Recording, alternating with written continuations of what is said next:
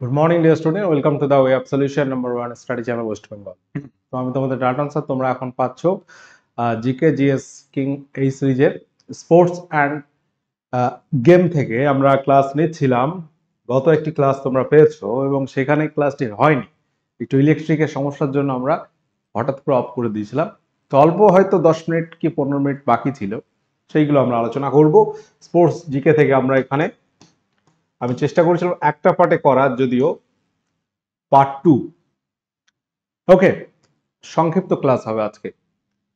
তো প্রত্যেকে যারা কানেক্ট আছো, আমাদের ক্লাস সকাল 7:30 থেকে হয় আমার ক্লাস। অন্যান্য ক্লাস রুটিন তোমরা প্রত্যেকে জানো এবং সমস্ত ক্লাসের নোটিফিকেশন বা লিঙ্ক আমাদের Telegram group the way of solution তোমরা পাবে এবং TWS একাডেমি অ্যাপে আমরা পেড কোর্স করাচ্ছি এবং সেই কোর্সগুলো কিন্তু এগুলো আছে, তোমরা এক ঝলকে দেখে নাও। এছাড়াও আপার প্রাইমারি, টেট, আর্টস এবং সায়েন্সের জন্য ব্যাচ কিন্তু শুরু হয়ে গেছে আমাদের। তো আমি এই জায়গা থেকে এমসিকিউ করেছি, অনেক ইনফরমেশন আমরা দিয়েছি, আধুনিক অলিম্পিক গেম থেকে শুরু করে অনেকগুলোই হয়েছে। আমি জাস্ট চলে যাব যেখানে এন্ড হয়েছিল গত ক্লাসে, ঠিক সেখানে চলে যাব। টেনিস থেকে একটু শুরু করব, কারণ টেনিসের ওই জায়গাটা আমরা একটু তাড়াহুড়ো করে কিছুটা বলেছিলাম। আচ্ছা চলো টেনিস থেকে শুরু করি। তো টেনিস খেলায় আমরা জানি যে সমস্ত দেশেই টুর্নামেন্ট হয়। আমাদের উল্লেখযোগ্য টেনিস তারকা সানিয়া মির্জা আছে, লিয়েন্ডার পেস ছিল, আর অনেকেই আছে, মহেশ ভূপতি। তো টেনিসের 4টি বড় টুর্নামেন্ট, সেটাকে আমরা গ্র্যান্ড স্লাম বলে থাকি। কি কি? Australian open, French Wimbledon, US open. US অর্থাৎ আমেরিকাতে। তো এখানে সব থেকে ওল্ডেস্ট আমরা বলছিলাম বা প্রাচীনতম গ্র্যান্ড স্লাম কোনটি, এটা পরীক্ষা আসে, সেটা হচ্ছে উইম্বলডন ওপেন, যেটা ইংল্যান্ডে হয়। এটা তোমাদের মনে রাখতে হবে। পাশাপাশি কোন প্রতিযোগিতায় কি মাঠ থাকে, কোর্টের নাম কি। টেনিস যেখানে খেলা হয় সেটাকে আমরা বলি টেনিস কোর্ট।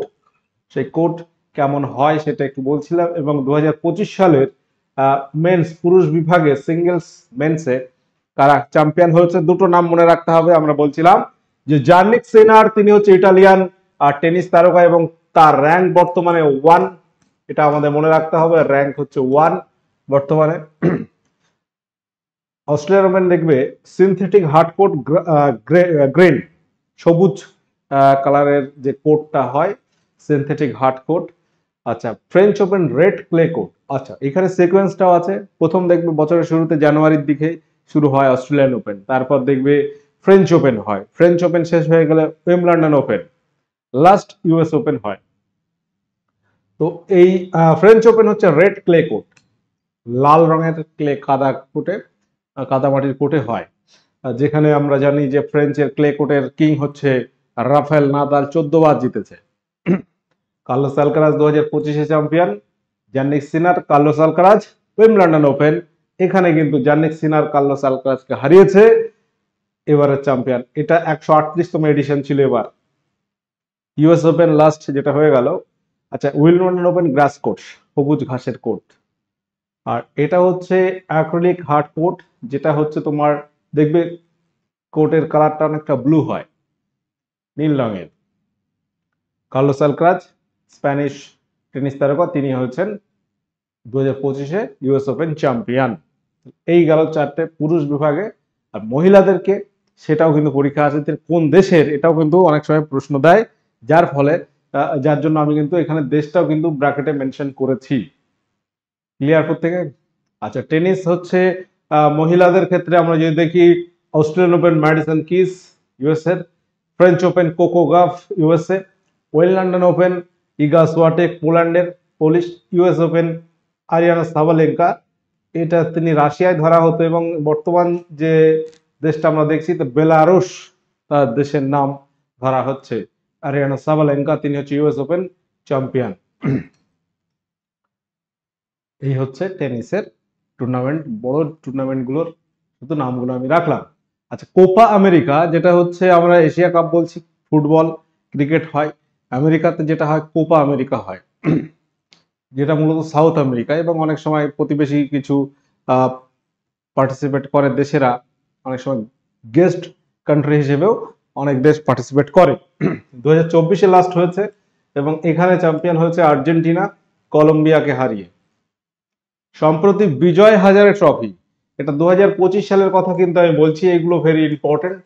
সম্প্রতি বিজয় হাজারে ট্রফিতে চ্যাম্পিয়ন হয়েছে নিম্নের কোন দল? কোশ্চেন নাম্বার 26, কারণ গত ক্লাসে আমরা এই আলোচনাগুলো করেছি এবং তারপর থেকে কিন্তু চলছে। বিজয় হাজারে ট্রফি এটা ক্রিকেটে, তাই তো? এটা কোন খেলায় সঙ্গে যুক্ত? এটাও আসে ক্রিকেট খেলার সঙ্গে যুক্ত, এবং এখানে চ্যাম্পিয়ন হচ্ছে Karnataka cricket team, Karnataka.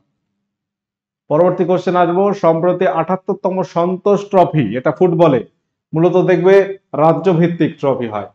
Football tournament champion হচ্ছে কোন দল? এটা 2025 সালে, রিসেন্ট। এগুলো আমাদের একটু মনে রাখতে হবে, খেলাধুলো রিলেটেড কোশ্চেন পরীক্ষায় আসে, ঠিক আছে? এখানে আমাদের অ্যান্সার হয়ে যাবে পশ্চিমবঙ্গ, আমাদের পশ্চিমবঙ্গ চ্যাম্পিয়ন হয়েছে। পরবর্তী কোশ্চেন আসছে, সম্প্রতি কোন দল 2024-এর, সম্প্রতি এখানে লেখা আছে যদিও, তবু কারেন্ট অ্যাফেয়ার্স আমরা 1 বছর বলতে পারি পুরনো, সেটা 2024 সালে তথা প্রো কবাডি লিগ 11 চ্যাম্পিয়ন হয়েছে।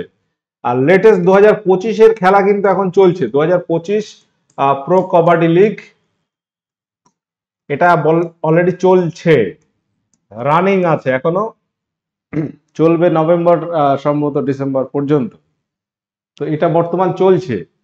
আর গতবারের চ্যাম্পিয়ন কে হয়েছিল? 2024 সালের যে প্রো কবাডি লিগ হয়েছে, সিজন হচ্ছে 11, এবার চলছে 12। গতবার চ্যাম্পিয়ন ছিল হরিয়ানা স্টিলার্স, অপশন এ এখানে রাইট অ্যান্সার হয়ে যাবে। Question number 29, ISL, Indian super league ফুটবলে, আইএসএল প্রতিযোগিতা কিসে? ফুটবলে, ফুটবল প্রতিযোগিতা। তো আইএসএল হচ্ছে ইন্ডিয়ান সুপার লিগ, এখানে যে চ্যাম্পিয়ন হয়েছে কোন দল? আইএসএল এ এখন কি হয়, আমরা ইংল্যান্ড বা ইউরোপের বিভিন্ন দেশের যে খেলাগুলো দেখে থাকি, লা লিগা, সেরিয়া, সেগুলোতে হচ্ছে ধরো 20টা ক্লাব খেলছে, ওই লিগ খেলে খেলে যে একে যাচ্ছে সেই কিন্তু চ্যাম্পিয়ন, পয়েন্ট টেবিলে যে একে থাকছে।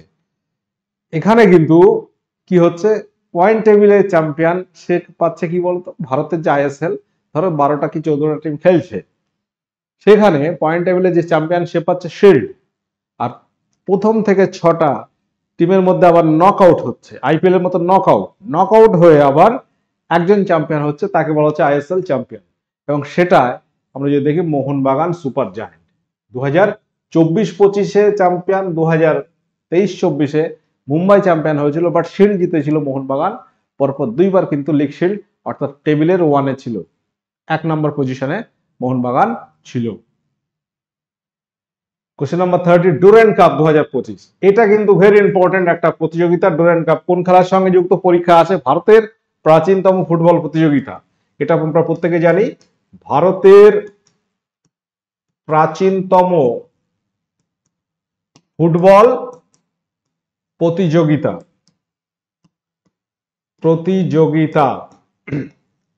এটি শুরু হয় 1888 সালে, এটা শুরু হয় সিমলাতে, সিমলা, হিমাচল প্রদেশের সিমলাতে এটা প্রথম শুরু হয়। এবছর ছিল 134তম এডিশন, এটা ছিল 134তম এডিশন ছিল 2025 সালে। এবার চ্যাম্পিয়ন হচ্ছে নর্থ ইস্ট ইউনাইটেড, গতবারও নর্থ ইস্ট, এবারও north east united champion, John আব্রাহামের দল। নর্থ ইস্ট ইউনাইটেড চ্যাম্পিয়ন হচ্ছে ডায়মন্ড হারবার এফসি কে হারিয়ে, ঠিক আছে? তাহলে 30 নম্বর কোশ্চেন, ডুরান্ট কাপ ভারতের প্রাচীনতম ফুটবল প্রতিযোগিতা। তো খেলাধুলো রিলেটেড আমি কিন্তু কারেন্ট টপিক গুলোই করাচ্ছি, এখানে খেলাধুলো রিলেটেড টার্ম, ট্রফি বা তোমার প্লেয়ারদের নাম, সেগুলো আমি কিন্তু আজকে যাইনি। পরবর্তী কোশ্চেন আসছি, ফিফার হেডকোয়ার্টার কোথায়? ফিফার মুখ্য কার্যালয় অর্থাৎ হেডকোয়ার্টার কোথায় অবস্থিত? প্যারিস, নিউ ইয়র্ক, জুরিক, বন। কোশ্চেন নাম্বার 31, এখানে সঠিক উত্তর কি হবে? ফিফার মুখ্য কার্যালয় কোথায় অবস্থিত? সঠিক উত্তর কি হবে? ফিফা হচ্ছে ফুটবল নিয়ন্ত্রক সংস্থা, সারা পৃথিবী জুড়ে ফুটবল নিয়ন্ত্রণ করে ফিফা। এই ফিফা এর হেডকোয়ার্টার হচ্ছে জুরিক, যেটা হচ্ছে সুইজারল্যান্ডের জুরিকে। ওকে, আচ্ছা। সম্প্রতি এশিয়ান ক্রিকেট কাউন্সিলের প্রেসিডেন্ট হিসেবে কে নিযুক্ত হলেন কে বলো? এশিয়ান ক্রিকেট কাউন্সিলের প্রেসিডেন্ট। আচ্ছা, এখানে আমাদের যদি বলি বিসিসিআই, ভারতের যে ক্রিকেট সংস্থা বিসিসিআই, আর তারপর আমরা দেখব এশিয়ান ক্রিকেট কাউন্সিল এসিসি, আর সর্বোচ্চ হচ্ছে ICC, international cricket council. BCCI এর হেডকোয়ার্টার কোথায় বলতো? এর হেডকোয়ার্টার কোথায় বলতো? মুম্বাইতে। মুম্বাই হেডকোয়ার্টার। এসিসির এটা তুমি দেখবে দুবাই, এটা আগে কলম্বো ছিল, শিফট হয়ে দুবাই হয়ে গেছে। আইসিসির হেডকোয়ার্টার এটাও দুবাই, এটাও দুবাই। ঠিক আছে, তো এখানে এশিয়ান ক্রিকেট কাউন্সিলের প্রেসিডেন্ট কে?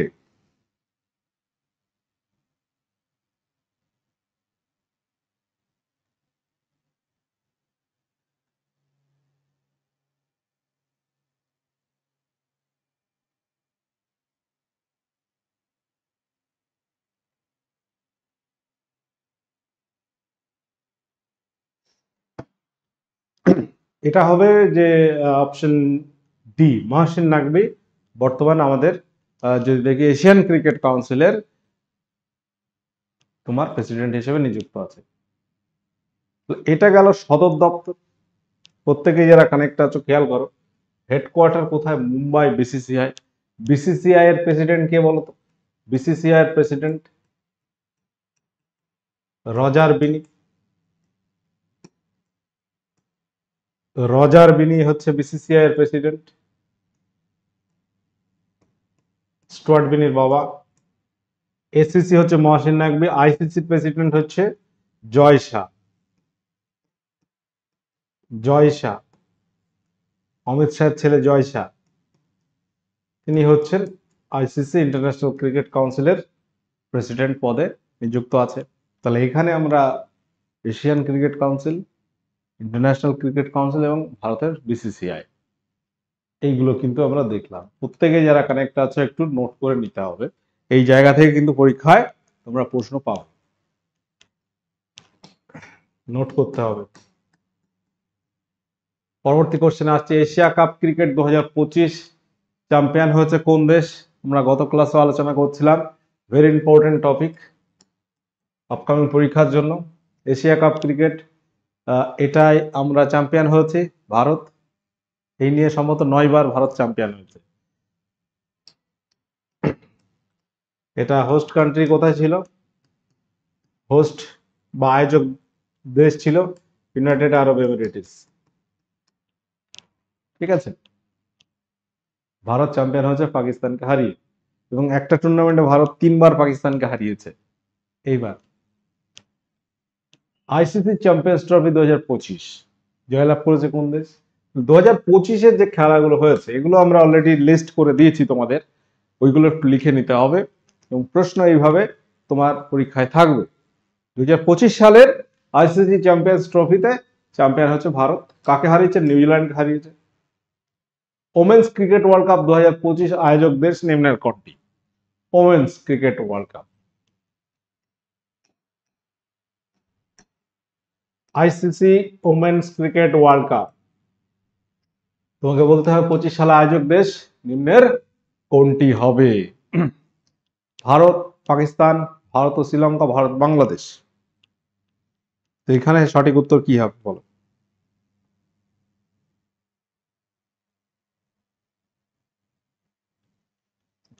প্রত্যেকে অ্যান্সার করবে, এগুলো কিন্তু খুব ইম্পর্টেন্ট কোশ্চেন আপকামিং পরীক্ষার জন্য। ভারত এবং শ্রীলঙ্কা এখানে আমরা দেখবো আয়োজক দেশ।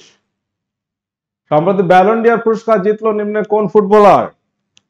ব্যালন ডি'র ফুটবলে একটা উল্লেখযোগ্য সম্মানীয় একটা পুরস্কার আমরা বলতে পারি ব্যালন ডি'র।